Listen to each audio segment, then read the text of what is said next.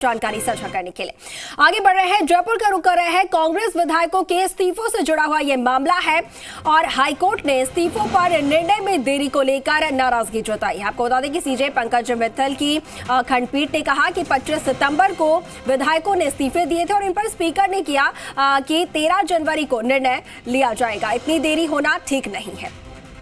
जो विधि अवधारित की गई थी उसके बारे में कहा और ये कहा कि त्यागपत्र आने के बाद सिर्फ एक ही बात की जांच होनी चाहिए थी कि त्यागपत्र जिनाइन है और वॉलंटरी दिए गए या नहीं दिए गए। अगर इस मामले में 110 दिन में माननीय स्पीकर ने कोई जांच की तो रिकॉर्ड पर आनी चाहिए।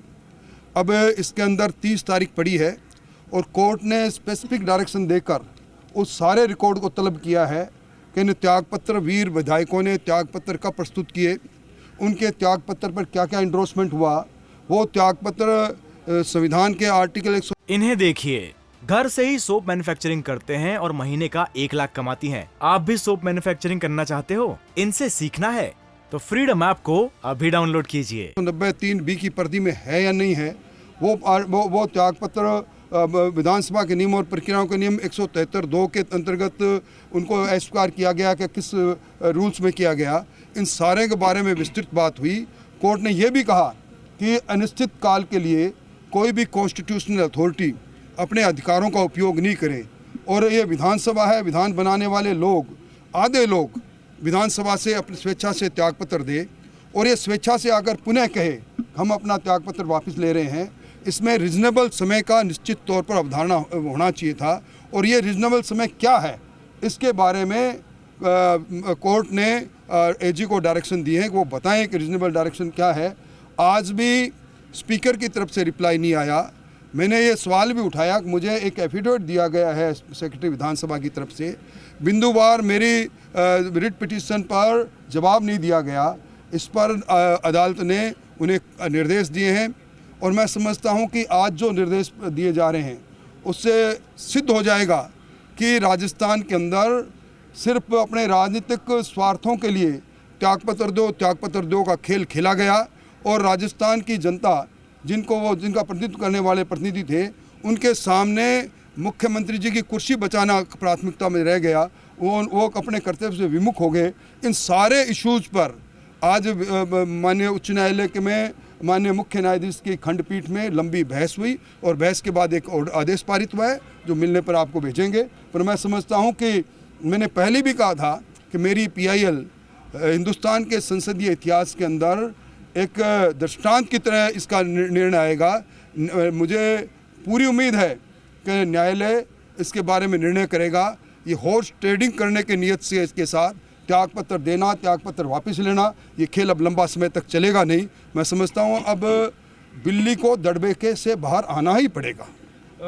विधानसभा सचिव ने 174(4) नियम के तहत बताया था कि जो इस्तीफे स्वीकार किए गए हैं ये बात चली। 174(4) से पहले मैंने कहा 174(2) और 174(3) पढ़ ले। 174(2) में लिखा है कि अगर त्यागपत्र आता है और त्यागपत्र वास्तविक और स्वैच्छिक है तो तुरंत उस त्यागपत्र को स्वीकार करना पड़ेगा।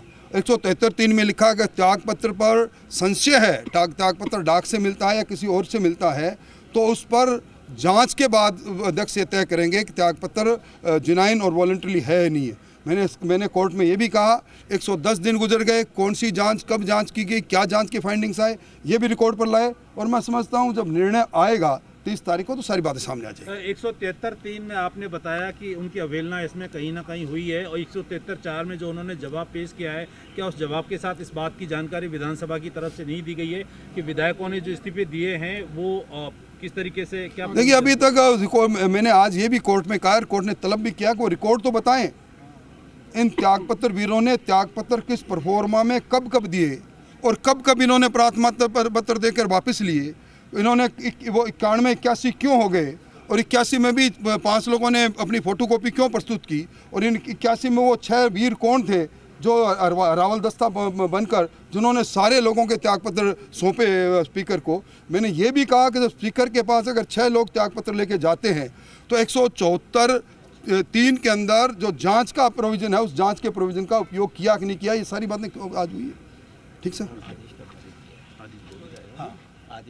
अब मैं चाहूँगा कि लर्नर अहमद नाटा इसमें जो माननीय हाईकोर्ट के जज साहब ने जो किया, सिंगल साहब और ये दोनों बताएंगे कि क्या आदेश पारित। नाटा साहब, क्या हाई कोर्ट ने क्या डायरेक्शन क्या कुछ? नहीं, इसमें ऑनरेबल कोर्ट ने एक पॉइंट ऑफ डिटर्मिनेशन फ्रेम किया था कि कितने समय में एक कॉन्स्टिट्यूशनल अथॉरिटी को ऐसे मामलों में निर्णय लेना चाहिए। तो उसका कोई जवाब एफिडेविट में नहीं आया। तो कोर्ट ने इसमें ये अपना ऑब्जर्वेशन किया कि पहले सारे फैक्ट्स लिखे जाएं कि कौन सी तारीख को इस्तीफ़ा दिया गया था, और जब एफिडेविट में लिखा गया है कि वो इस्तीफे वापस लेने के कारण शून्य थे, तो अगर वो शून्य थे तो फिर स्पीकर साहब ने खारिज क्या किया? ये बड़ा इंपॉर्टेंट क्वेश्चन है कि अगर इस्तीफे नॉनेस्ट थे तो फिर उनको रिजेक्ट क्यों किया? वो जब थे ही नहीं तो रिजेक्ट करने की कोई परिस्थिति उत्पन्न नहीं हुई। ऐसी स्थिति में ये सारी जो इसकी डिटेल्स हैं वो आने के बाद ही संपूर्ण मामले का खुलासा हो सकेगा। रूल्स क्या कहते हैं? रूल्स बड़े स्पेसिफिक हैं। पूरी जो स्कीम है, देखिए, जो आर्टिकल 191B है उसमें कहीं कोई प्रावधान नहीं है इस्तीफ़ा वापस लेने का। एक जो मेंबर असेंबली होता है बड़ा रीजनेबल, बहुत एक्सपीरियंस, सोबर व्यक्ति होता है। अगर वो अपना इस्तीफ़ा दे रहा है तो वो सोच समझ के दे रहा है, और सिर्फ उन्हीं परिस्थितियों के अंदर वापस लिया जा सकता है जब ये मालूम पड़े कि वो भयंकर दबाव में था और मजबूरी में उसने दे दिया, या किसी ने उसके हस्ताक्षर कूट रचित करके दे दिए। अब ये सोचना भी असंभव है कि 81 विधायकों को दबाव में ले लिया गया या किसी ने उनके हस्ताक्षर कूट रचित कर दिए। तो जो स्कीम है 173 की, उसमें एक्सपीडियंसी है हर स्टेज पे कि अगर खुद प्रस्तुत होकर दे रहा है तो ये मान लिया जाएगा कि ये जेन्युइन है और वॉलेंट्री है। तो ऐसी स्थिति के अंदर वो देन एंड देयर उसमें वर्ड लिखा गया है, इमीडिएटली स्वीकार किया जाएगा। और अगर कहीं डाउट है, अगर कोई दूसरे लोग लाके दे, इन्हें देखिए, घर से ही सोप मैन्युफैक्चरिंग करते हैं और महीने का 1 लाख कमाती हैं। आप भी सोप मैन्युफैक्चरिंग करना चाहते हो? इनसे सीखना है तो फ्रीडम ऐप को अभी डाउनलोड कीजिए।